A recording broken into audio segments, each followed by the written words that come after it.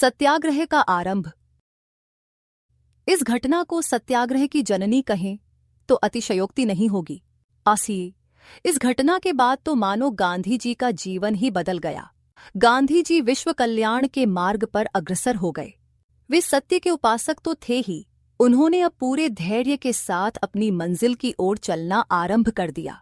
अतंतः एक दिन मोहनदास करमचंद गांधी, महात्मा गांधी तथा राष्ट्रपिता जैसे नामों से हमारे आदर्श हुए।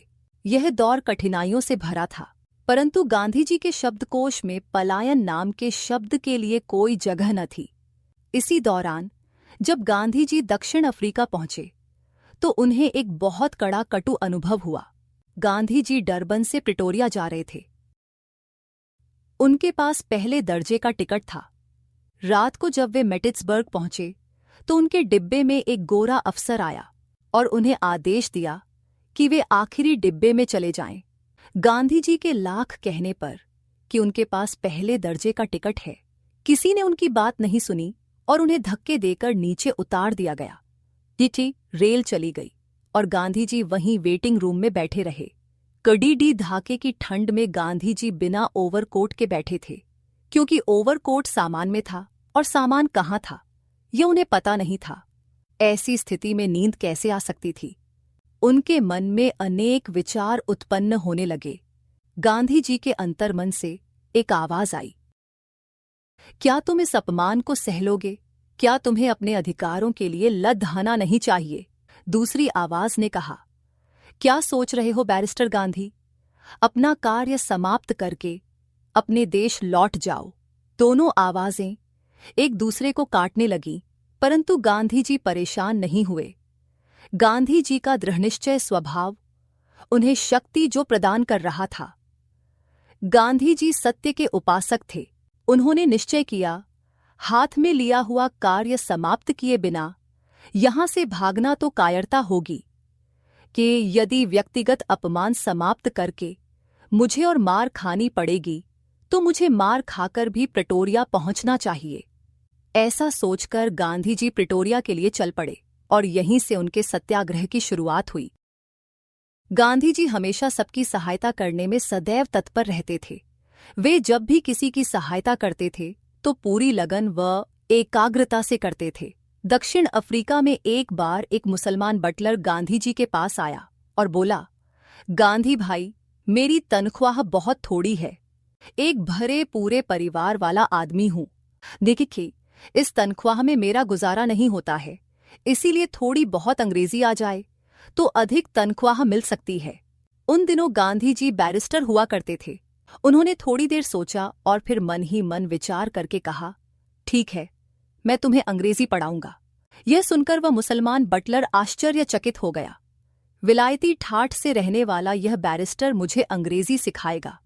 उसे प्रसन्नता तो बहुत हुई, परंतु उसके सामने एक और समस्या थी। उसने गांधी जी से कहा, आप मुझे पढ़ाएंगे यह तो ठीक है, परंतु मैं नौकरी से समय निकालकर यहां जल्दी कैसे आ सकता हूं? गांधी जी बोले, तुम इसकी चिंता न करो, मैं तुम्हारे घर आकर पिरहा जाया करूंगा। बटलर की आंखें नम हो गई। गांधी जी प्रतिदिन 4 मील पैदल चलकर उसको अंग्रेजी पढ़ाने जाते और फिर उसी प्रकार पैदल लौटते थे। यह प्रक्रिया पूरे 8 महीने तक चलती रही। इस प्रकार गांधी जी ने उस मुसलमान बटलर को अंग्रेजी सीखने में मदद की ताकि वह अपने बच्चों का पालन पोषण ठीक से कर सके। पश्चिमी चंपारण में अंग्रेज लोगों को बड़ेदा सताते थे। चंपारण में भी गांधी जी ने स्वतंत्रता की लड़ाई लड़ी थी। वहां के लोग नील की खेती करते थे, इसीलिए उन्हें निलहे कहा जाता था। ये उन्हीं की जांच के संबंध में गांधी जी वहां गए थे। गांधी जी के कार्यों से वहां की जनता में जागृति आ गई। उनका साहस बढ़ गया, जिससे अंग्रेज परेशान हो उठे। वे अब तक मनमानी करते चले आ रहे थे, कोई उनकी ओर उंगली नहीं उठा सकता था। गांधी जी ने वहां तूफान खड़िद्धा कर दिया, जिससे वे आग बबूला हो उठे। उसी समय एक व्यक्ति गांधी जी के पास आया और बोला, यहाँ का एक अंग्रेज बहुत दुष्ट है, वह आपको मार डालना चाहता है। इस कार्य के लिए उसने हत्यारे भी तैनात कर दिए हैं। गांधी जी ने शांति से उसकी बात सुनी। फिर एक दिन रात के समय गांधी जी उस अंग्रेज की कोठी पर गए। अंग्रेज उन्हें देखकर घबरा गया और बोला, तुम कौन हो? गांधी जी ने निडरता से कहा, मैं गांधी हूं।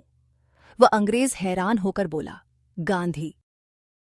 गांधी जी ने उत्तर दिया, हां, मैं ही गांधी हूं। सुना है तुम मुझे मारना चाहते हो, जिसके लिए तुमने हथियारे भी तैनात किए हैं। अंग्रेज उनकी बात सुनकर दंग रह गया, मानो वह सपना देख रहा हो। उसने पहली बार अपने मरने की बात इतने सहज भाव में करने वाले व्यक्ति को देखा था। दोटी वह कुछ सोच सके इससे पहले ही गांधी जी ने कहा, मैं बिना किसी को कुछ कहे अकेला ही आया हूं। बेचारा अंग्रेज, गांधी जी की इस निडरता के आगे उसकी घिघी बंधर गई। वह आगे कुछ न बोल सका। कुछ क्षण बाद वह गांधी जी से क्षमा याचना करते हुए, उनसे आसन ग्रहण करने का आग्रह करते हुए बोला, मिस्टर गांधी, कृपया आप मुझे क्षमा करें। मैंने आज तक आप जैसा अद्भुत व्यक्ति नहीं देखा। ये आपके कारण ही मैं भयंकर अपराध करने से बच गया।